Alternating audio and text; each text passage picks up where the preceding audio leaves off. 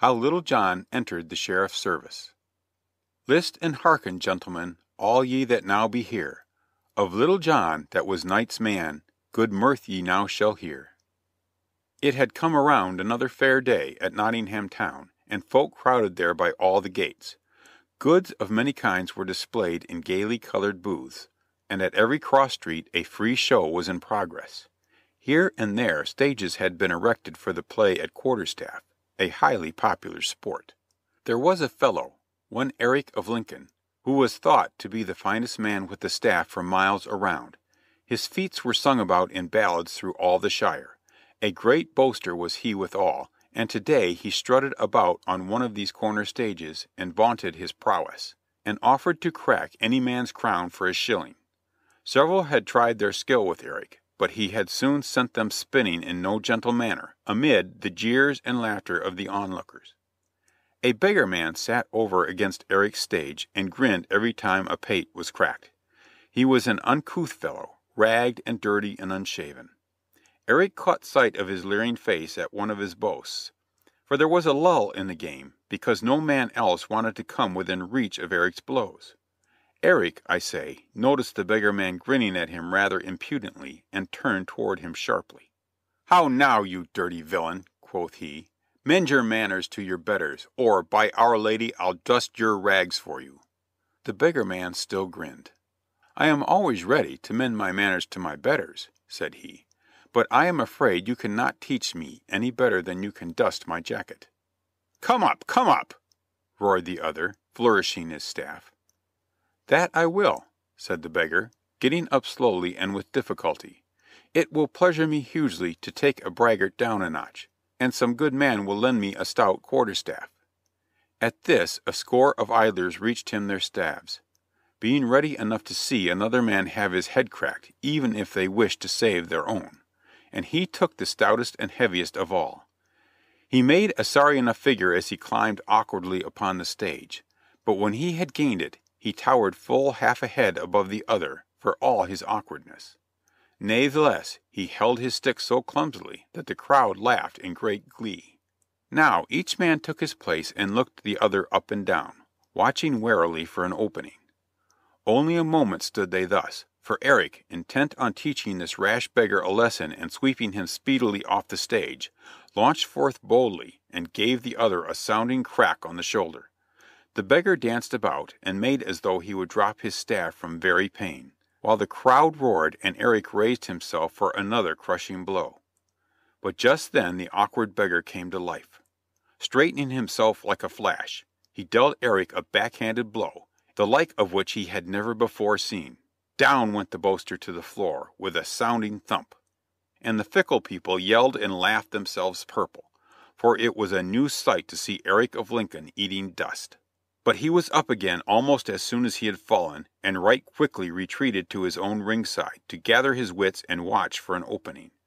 He saw instantly that he had no easy antagonist, and he came in cautiously this time.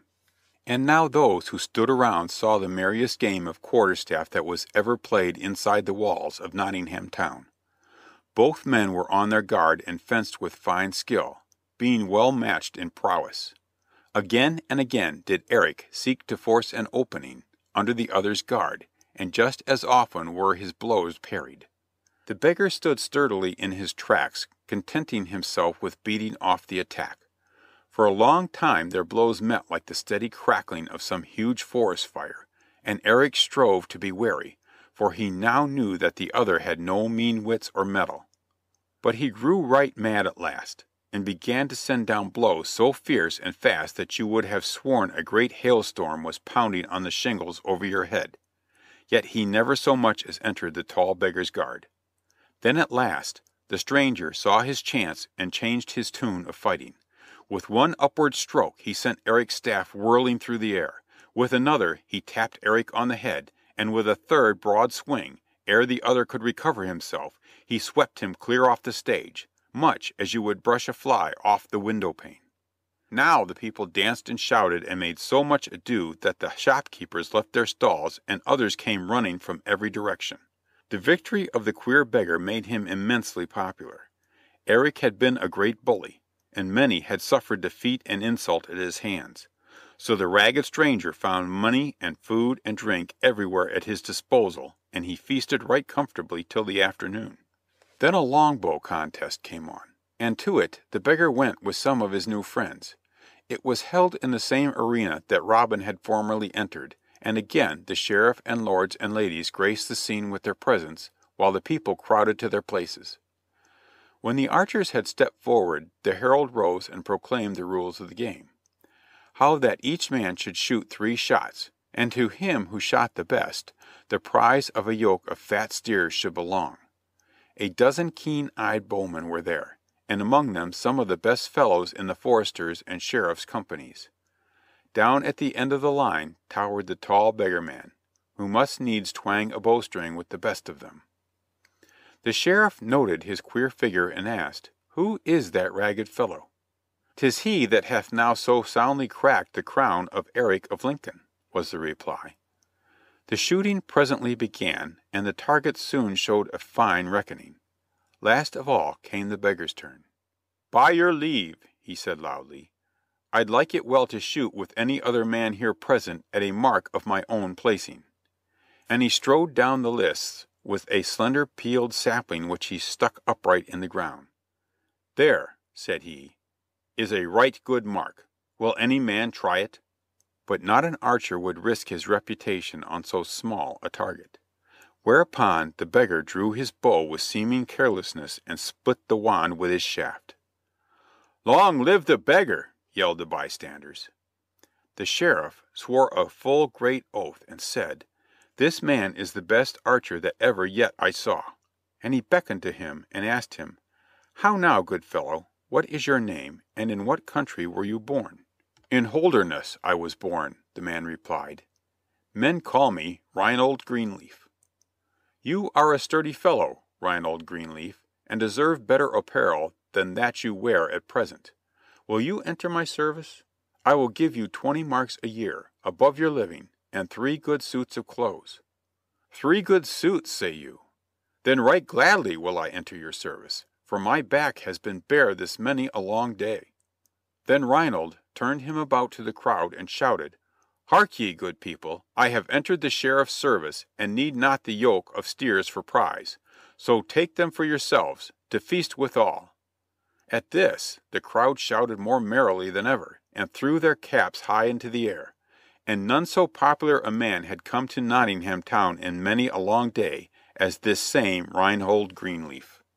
Now you may have guessed by this time who Reinhold Greenleaf really was, so I shall tell you that he was none other than Little John. And forth went he to the sheriff's house and entered his service. But it was a sorry day for the sheriff when he got his new man, for Little John winked his shrewd eye and said softly to himself, "By my faith, I shall be the worst servant to him that ever yet had he." 2 days passed by.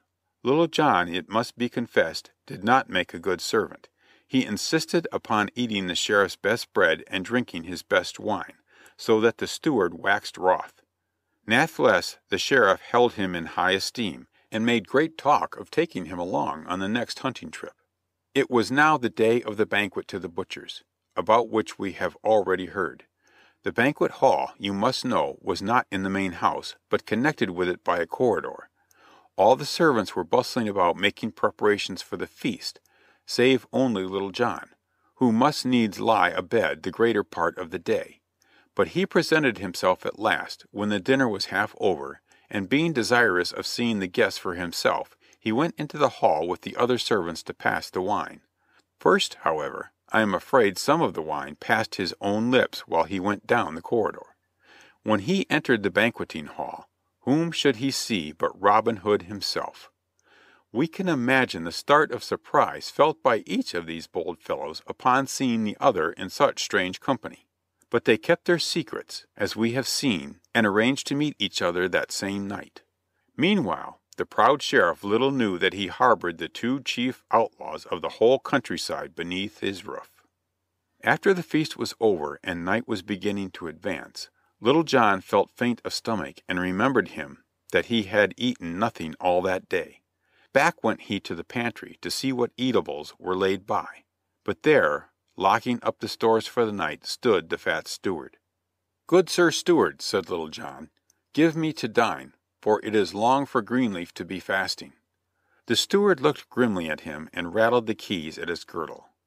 "Sirrah, lie abed," quoth he. "'Tis late in the day to be talking of eating. Since you have waited thus long to be hungry, you can e'en take your appetite back to bed again." "Now by mine appetite, that will I not do," cried Little John. "Your own paunch of fat would be enough for any bear to sleep on through the winter, but my stomach craves food, and food it shall have." Saying this, he brushed past the steward and tried the door, but it was locked fast. Whereat the fat steward chuckled and jangled his keys again.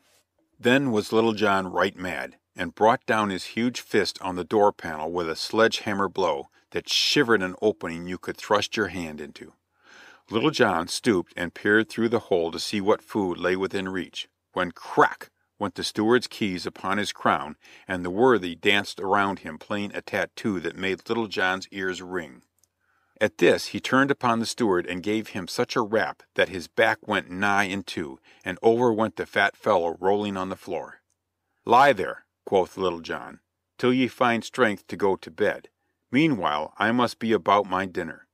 And he kicked open the buttery door without ceremony, and brought to light a venison pasty and cold roast pheasant, goodly sights to a hungry man. Placing these down on a convenient shelf, he fell to with right good will. So Little John ate and drank as much as he would. Now the Sheriff had in his kitchen a cook, a stout man and bold, who heard the rumpus and came in to see how the land lay. There sat Little John eating away for dear life, while the fat steward was rolled under the table like a bundle of rags. "I make my vow," said the cook, "you are a shrewd hind to dwell thus in a household and ask thus to dine." So saying, he laid aside his spit and drew a good sword that hung at his side. "I make my vow," said Little John, "you are a bold man and hardy to come thus between me and my meat. So defend yourself and see that you prove the better man." And he drew his own sword and crossed weapons with the cook. Then back and forth they clashed with sullen sound.